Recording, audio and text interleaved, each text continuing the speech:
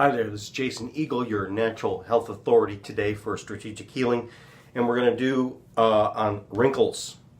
So especially like the wrinkles are on the eyes, the crow's feet, or wrinkles in the face, and wrinkles. Okay, what are wrinkles? We're putting all kinds of creams, we're putting all kinds of topical stuff, we're getting surgery to pull it back and stretch it, and which you have to have it redone, and so it doesn't fix it, and it also doesn't address where it's really truly coming from. I'm going to tell you where it's really truly coming from.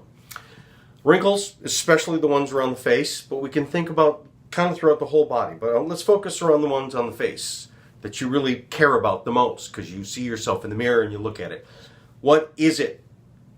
So you got your bone. So if I could look at my cheek, around my eye, I've got my bone here, okay, and then I have tissue that sets on top of it, and then the outer layer is the skin, okay? So what's happening is the skin, if you kind of see, the skin is nice and flat. So nice and tight, baby, young skin. You kind of picture it as kind of like flat. But then when you see, if you're kind of looking across it, and you're just looking at one wrinkle, the wrinkle kind of looks like this. It forms a valley, and then you'll have another wrinkle and a wrinkle and a wrinkle and a wrinkle, okay? Like the crow's feet.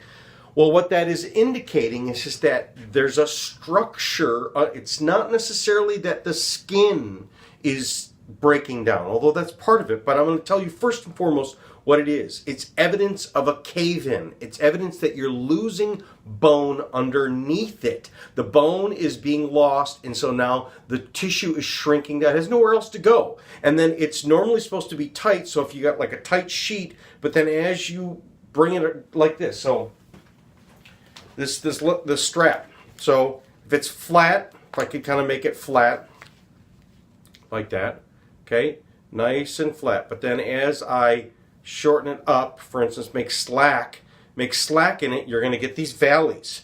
So the wrinkle is evidence that you're having a cave-in.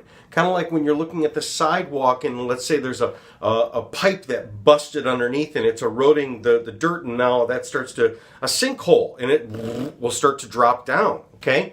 So very first and foremost, it is bone loss, okay? That's where you put your focus on first, because that's really what it's happening. So bone loss. How am I losing bone, okay? How are people having a certain amount of bone, and where's the bone going?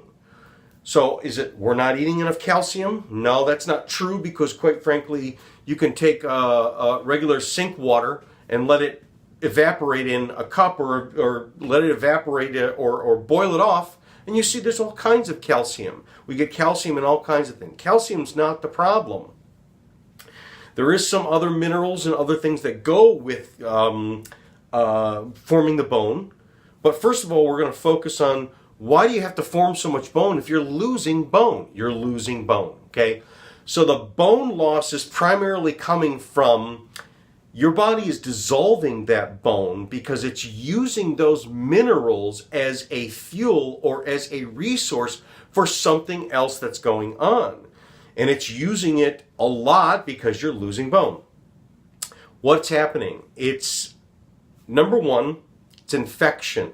It's your immune system. Your immune system, when it sees something, whether it be a bacterial infection or a gut infection or chronic sinus infection or chronic food infection, literally if I have a food intolerance, it's the same thing as having an infection.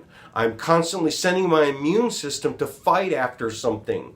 So bone loss is indication that your immune system is fighting after something. Number one, infection. Number two, a autoimmune type of thing, which is another form of infection.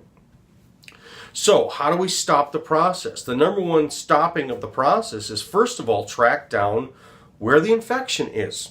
I'm going to tell you the first top cases. So let's focus just around the face.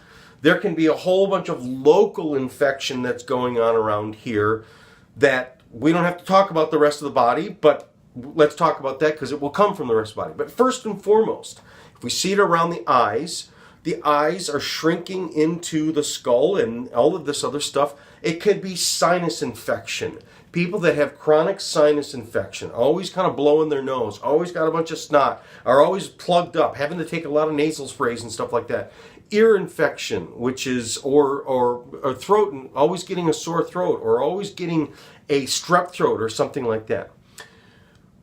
Secondarily would be teeth infection. That would be, I have gingivitis and I have receding gums. Okay, receding gums is the same exact thing as bone loss. It is bone loss. You got the gums that are sitting, here's a tooth that kind of rides right, and the gum is nice and tight. So what happens is we see the gums are receding. It's not that the gums are pulling back, it's that the bone is losing and it has nowhere else to go. It goes back in. And so because you have bone loss because of,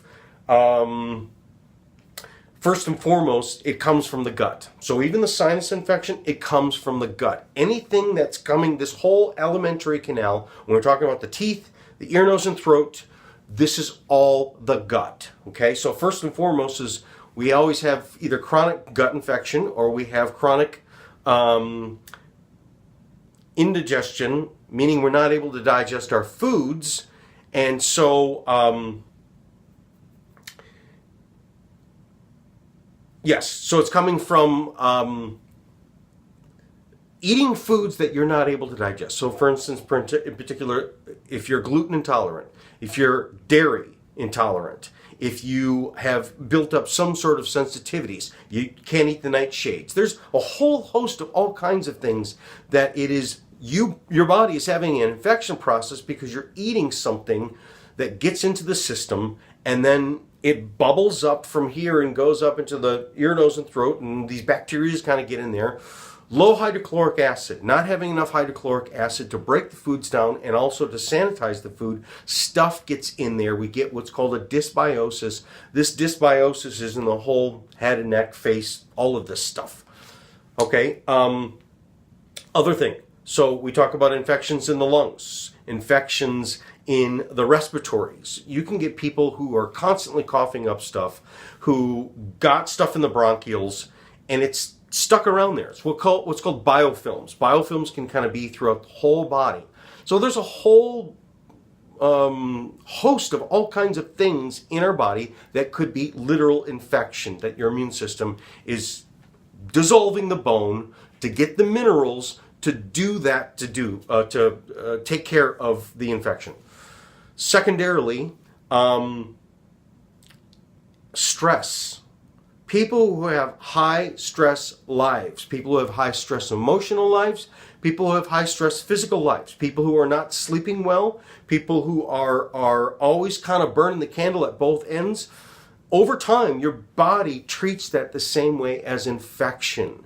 It's a stressor, and so your body, in order to support the nervous system, has to constantly dissolve the bones in order to support this. So it's a neurologic condition as well, which is, keep in mind, the immune system are these active living types of enzyme robots types of things that go throughout your body, and they use your electromagnetic field in order to sense and check out what's going on. So that everything is essentially electrified. Everything and stuff that's using a lot of electric juice or electromagnetic juice is going to need minerals, because for everything to happen in the neurologic system, it is an electrical chemical. The chemical aspect is going to use calcium to fire a muscle, so contractions come from calcium, and then to relax the muscle, it's magnesium, okay? All of these things are stored in your bones. And if you're not getting enough dietary source, it's going to scavenge your body. And so if you're having wrinkles, it's evidence that your body is scavenging to get the minerals in order to do something that's way more important than what you look like to your living, what you look like in the mirror, okay? So if you want to get to address, it matters to me, I want to fix what looks like in the mirror, you got to get to the underlying source of it. So the underlying source is it's bone loss. Top thing would be infection that would be doing it. Other thing would be stress that's doing it. First of all, track down what's eating up your bones. And then there's another thing in terms of what could be eating away at the collagen. The collagen is that fluffy, pillowy stuff that's underneath, and that's our skin is made out of elastin and collagen. And if you think about, you look at your skin, kind of like if you could do a cross section of the ground, like, you know, cut with a shovel into the ground and just look at this, all the striations. Okay, your skin has these different layers. Okay, and all of the cells of each of the layer kind of look similar in that it's like there's a netting of fibrin. So if you can kind of picture, like, you know, when you buy onions, it comes in those bags. Or when you buy oranges, it comes in those bags. And when it's full up, the oranges are stretching the netting, and it's nice and flat, okay? But what would happen is if the oranges start to shrink and shrink enough, the oranges will then there would be cracks, okay? Cracks around. So the collagen is supposed to fill that space up. But when you lose the collagen, what happens is then it comes closer together. That's what forms a wrinkle. So what's underlying the loss of collagen? The number one thing that would be underlying the loss of collagen is vitamin C. Vitamin C deficiency, which if you take this really far along, this is scurvy. And what scurvy is you lose so much collagen that and you lose it so quickly, so fast, that what happens is the collagen pulls away from these membranes, these connectors, and now you get bleed outs and blood starts to come out. And so when people got scurvy out in the ocean, they'd start to they get red eyes, and then eventually they get a lot of nosebleeds, and then eventually, if it kept up and you didn't feed them vitamin C, then they would bleed out of every orifice and then they die. Okay? So a lot of what the wrinkles are on the skin level is a loss of collagen, that baby skin, that baby pudge. Baby pudge is what makes, if it plumps it up, and that's what they do with a lot of these procedures, is they'll put filler in there and inject filler in there to mimic what the collagen would do.